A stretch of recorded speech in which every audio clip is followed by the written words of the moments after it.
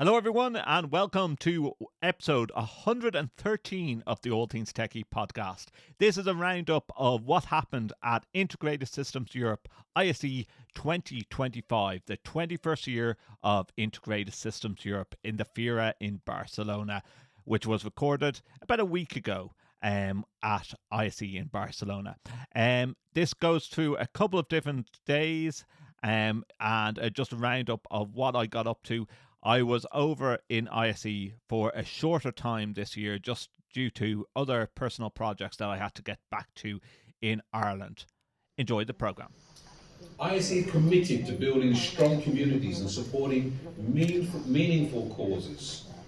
Through our partnerships and donations, we are making a positive impact in several areas from healthcare to community recovery. Here are just a few of the ways we are giving back. We're the headline sponsors of Bike Fest 2025. ISE is supporting the live events industry while encouraging fitness and community engagement. We've made a donation to help transform the Children's Hospital San Juan de Deo into a fully monitored facility, enhancing patient care for those in need. And in collaboration with AV for Valencia, ISE's helping to rebuild and strengthen the AV community affected by the devastating floods last year, offering a support to local businesses and the wider industry in the region. Together, we are creating lasting change and supporting the people who make our communities. Good morning, everyone. It is Tuesday morning. It is the first day of ISE 2025. Justin Dawson for the All Things TechIE podcast. We are up above the floors. It's been an early start, as you've just seen Mike Blackman giving his speech there and launching ISE 2025. Extra halls in the Fira this year. I am just walking over the whole area of hall 3 and 4, and as you can see, let's give you a look here at all the trusses behind me. It started. We're going to go down, we're going to have a look at some of the trade show booths. Don't forget HETMA is also, for the first year, with their own booth. We're going to go down to HETMA first to say hello to the guys. Then later on today, I have a interview with Neville Bounds from Biamp, because Neville's retiring. This is his last ISE after several years of being in the AV industry. That's going to be recorded at AV on Air, so stay tuned for that. I think if I was to give advice to people coming into the industry or that want to come into the industry, speak to people like Avixa, speak to people like LTSMG, HETMA, and SCOMS, yes, because there's always a route in somewhere, and there's nothing better than speaking with people that have already been on that journey. But the industry generally needs new blood into it. And I remember many years ago, Peter Lloyd at AV Magazine saying exactly that. That was 25 years ago. We were short of talent then, and we still need people in. We're still, like, no matter what technology, what AI, I said that word again, that we have, you need the people, you need the knowledge, you need something to feed it. And you're going to be missed, Nev. We're not going to end on tears, but I really appreciate you taking the time. Thanks to Rashid, who couldn't be here today. I know Rashid wanted to wish you the best as well. I'm sure they're going to give you a damn good send-off now on Friday. I say it's going to be emotional. Yeah, it will be, and I'd like to thank you as well, because we've been friends for a long time now, and I think that your enthusiasm for the things that you do again will help new people to come into the industry. I hope so. And he's always welcome in Ireland, especially when you start doing this road show. We'll try not to talk tech the whole time and just go, everything's fallen apart now since you've left. No, it hasn't. Phil's in good hands. You get so easily lost in this whole area of ISE. So we have come down, and on one side, taking up a huge footprint, is the Epson booth with the Immersive Pro Wall. This is one of their new features for ISE this year. They're giving a bit of a talk here, as you can see in the background. Whole Pro Wall. Let me show you some of this. Yes, now I can now see why the whole Epson booth was just simply so large. Like last year they had an umbrella, this year they have this globe. Have a look at this.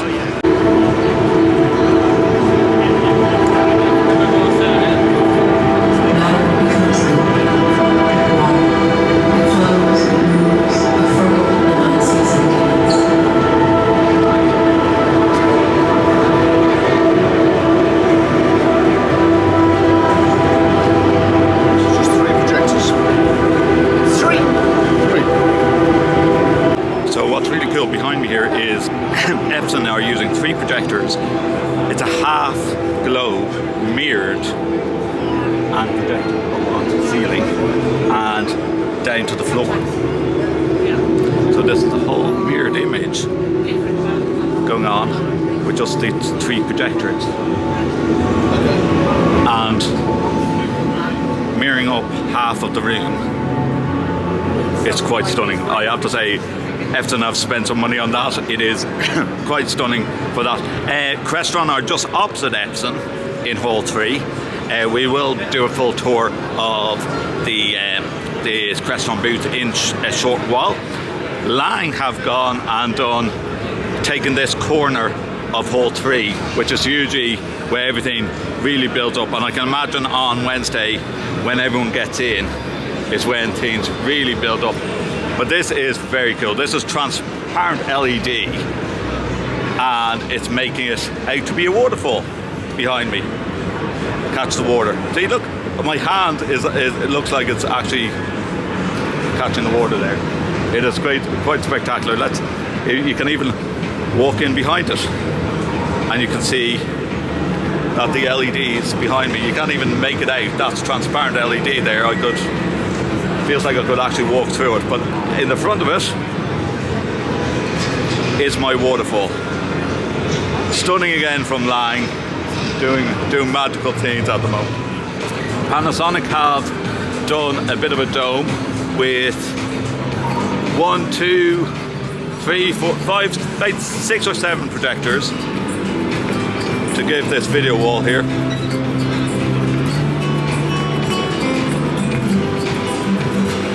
And projecting on the ground as well. But you know what? I think the one that's going to stop people in their tracks is the LG. Oh, sorry, not the LG. Is the Lang presentation. There's a lot of people gathering around the LG stall at the moment. It's getting busy over here. It's like as if they've done cubed here for the LG.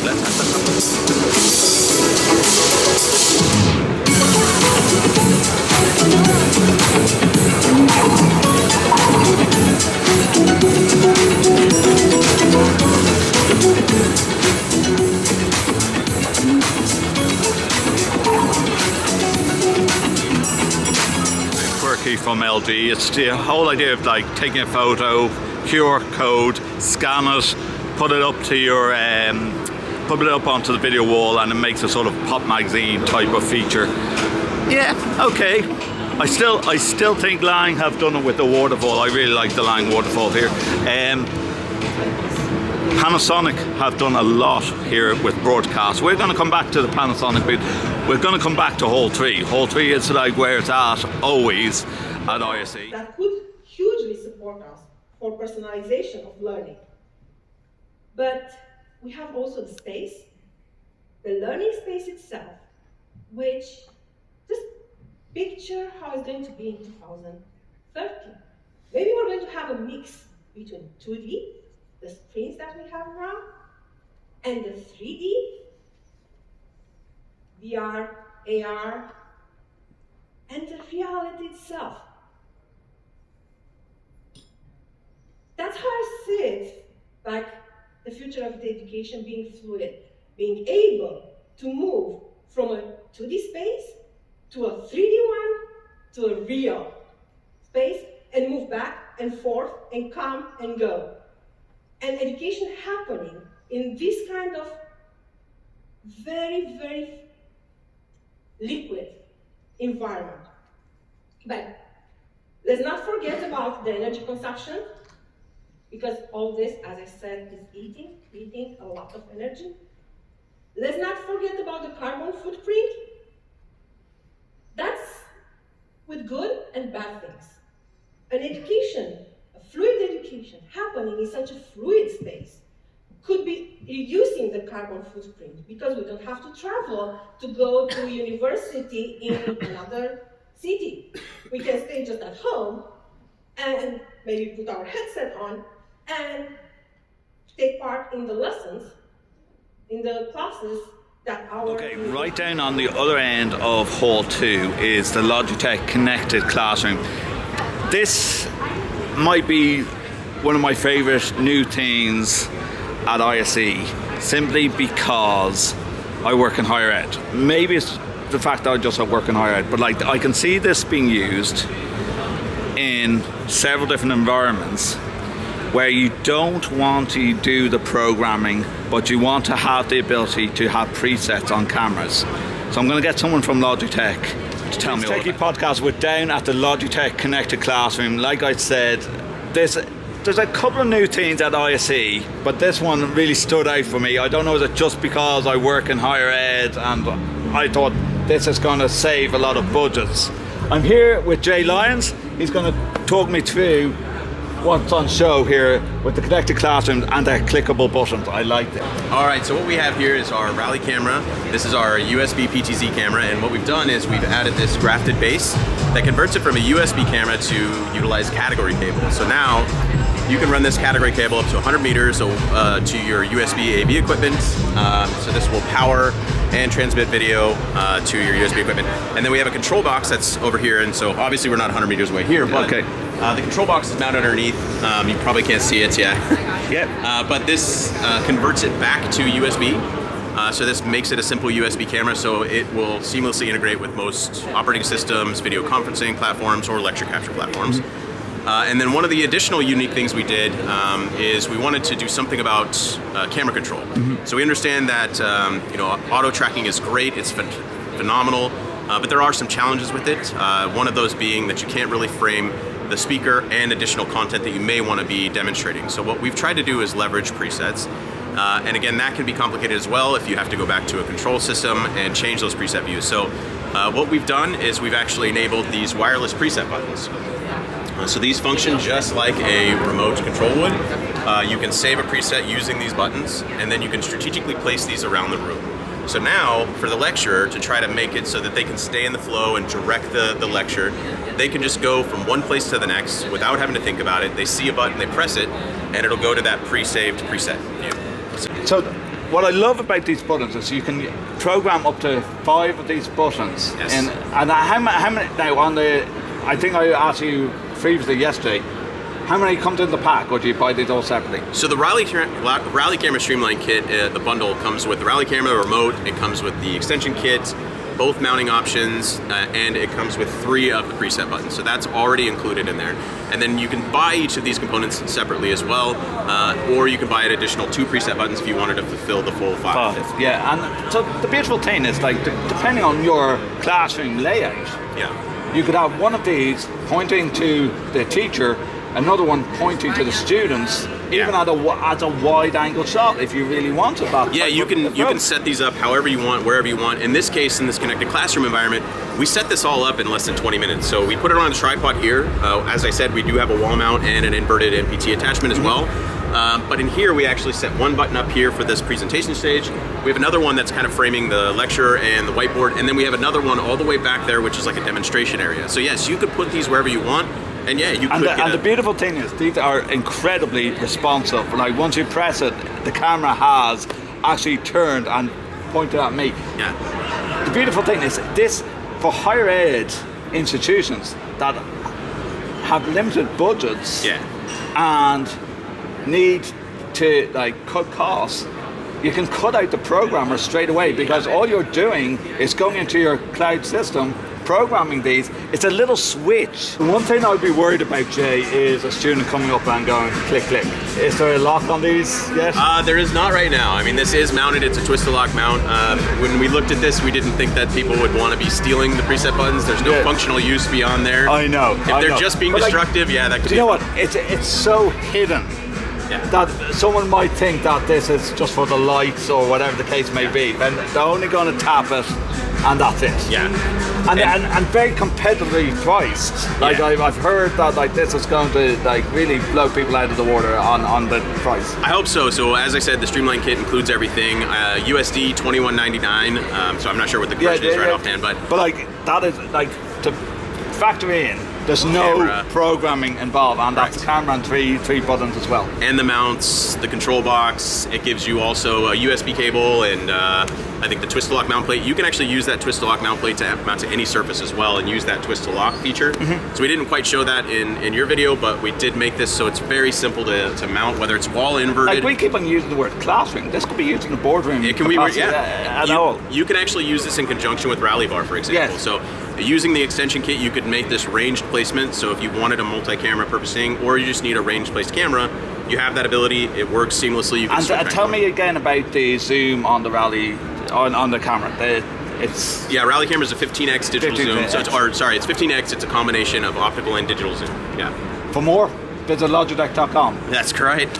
Jay, thank you very much. Thank you. If you're familiar in the UK with 8 out of 10 cats does countdown, this is our interpretation of that merger. This is absolutely on the fly podcast of Aoife and myself after the influence What of if all things? What if all things? I love it.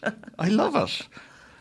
Don't forget, we have to register the domain name later on. If I've got to go searching for my connections and what they're posting or whatever, it's just, I feel bombarded with all the filters. Even with all the filters, and I don't have a pro account, it feels like I'm just bombarded with advertisements and stuff that like I'm not interested in. Yeah, I mean, the amount of... Facebook is the same, though. How many potato peelers do you really need? You know, it's like... I just want to know what you...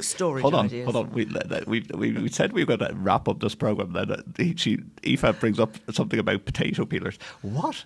So, like, the internet works on cookies and what you have been looking up. So are you looking up potato peelers? Fancy kitchen utensils, scissors that have your kitchen scissors that have 16 blades, so you can. We're learning a chop. new thing about Aoife of she likes her cooking. I like cooking. Yeah. So I do you know what? A good test on AI now. And eating, clearly. The fact that we're talking about this now, will I go out after this podcast and? Because my phone has been listening to me, am I going to see all these adverts on potato peelers on my X? Welcome along, everyone. It's day 2 of ISE. It's the Wednesday. It's Justin Dawson for the All Things TechIE podcast.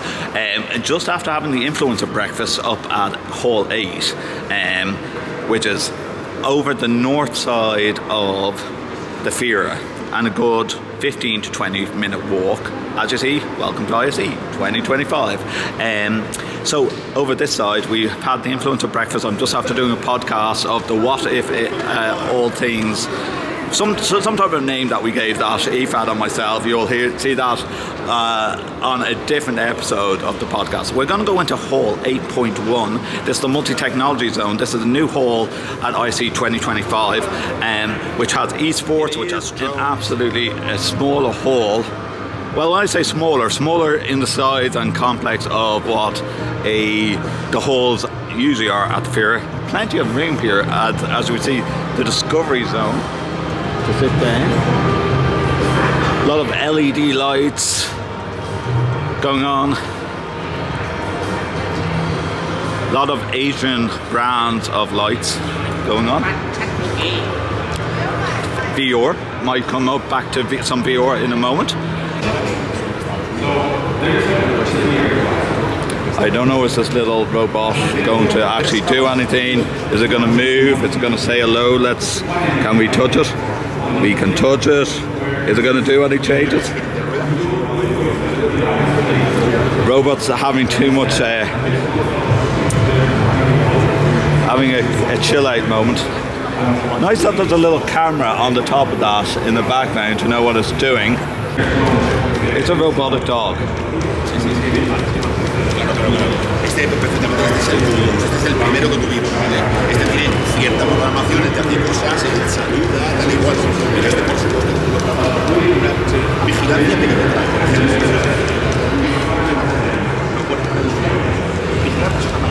El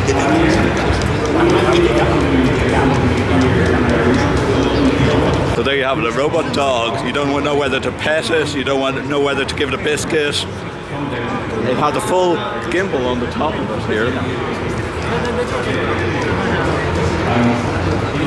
Time for its walkies. There you go. Robotics at ISE, very much in its infancy still. I always think like, yes, it's getting there, but it's still very stable. But like when the dog decided that it was going to roll over and there's a camera on its back, it's going to stop working and have to do a reboot.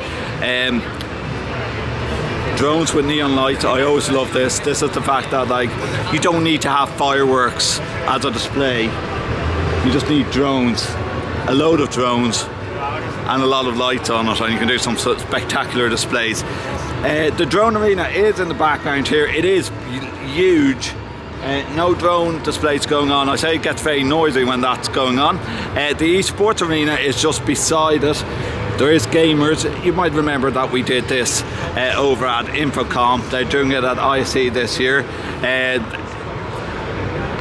There's a couple of European universities that's doing a competition in the drone arena, counting down 11 minutes to the next game. We have more LED walls in Hall 8.1. Really cool. LED panels. You can see just how thin these are. And there's the LED panels from the back. Very thin. In Hall 8.1 we still have an area of VR, AR. You can see some people walking around with iPads here and shooting down, and in the background here you can see what they are actually looking at as well. So back out of Hall 8.1, this is the long walkway to Halls 1 to 7. Upstairs there's a load of garden areas for different clients and different areas for people to chill and chat. Nice weather here in Barcelona at the moment. We're going to go into past the long walk. Avixa TV is up here as well. Might bump into Ben Bernard, might call into Avixa TV and say hello. And then we shall also go down to the Hetman booth that I promised that I showed you yesterday, and I never got around to showing you the Hetman booth. We checked out the robotics and drone area. There's esports, as I mentioned, audio all the way back on Hall 8.1 as well. Walk really reminds you of like an airport as you go between the halls and the entrances. But I might as well take the travelator. So, you know, in a day's time, tomorrow actually, I'll be here with a suitcase going back to the airport in Barcelona. So yeah, just might as well get my steps in now. So last year, Hall 1 was staging and lighting. This year it's Hall 6. Hall 7 is audio.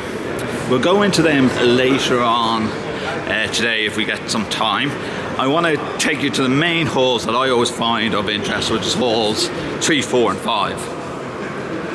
Oh, and should you have wanted to rejuvenate, something that they have done a lot of times at ISE, at Infocom, they're now doing at ISE.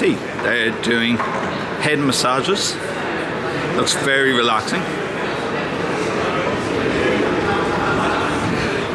Doing head massages. Might fit in one of them later to just get rejuvenated. Let's go down to Hall 5. Hall 5, multi-technology zone at ISE.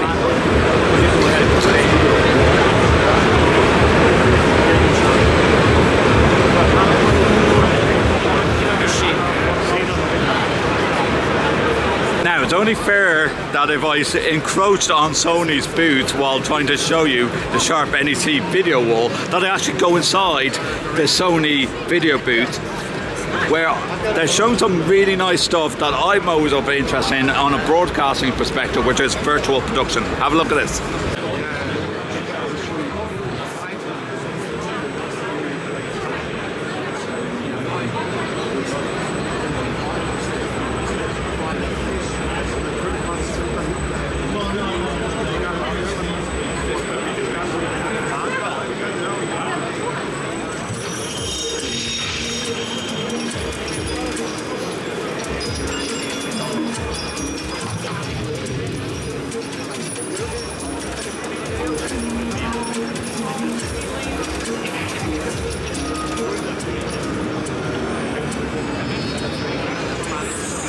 Crossroads of where everything gets really, really busy between Lang and Epson and Crestron, Samsung the Wall.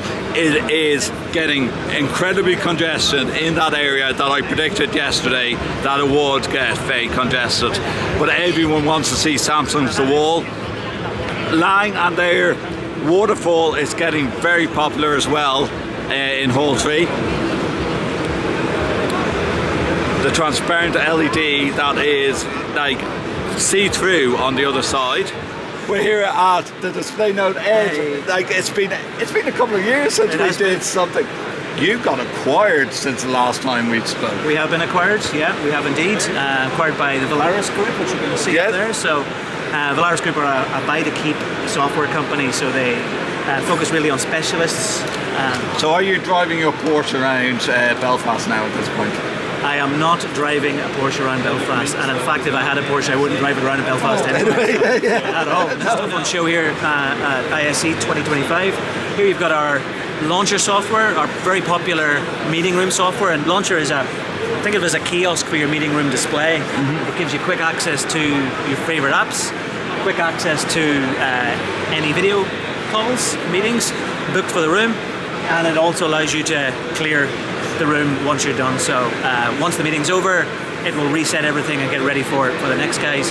What's really different from the last time we spoke, Justin, is we're now working with a lot of end users and customizing solutions like this for them. So they are rolling out the Launcher solution for the rooms, but they may have their own workflows that we will work with. So doing a lot more customization and making Launcher work for the workflows that already exist versus trying to fit it in. So we also have on show our BYOD software, if you can follow me here.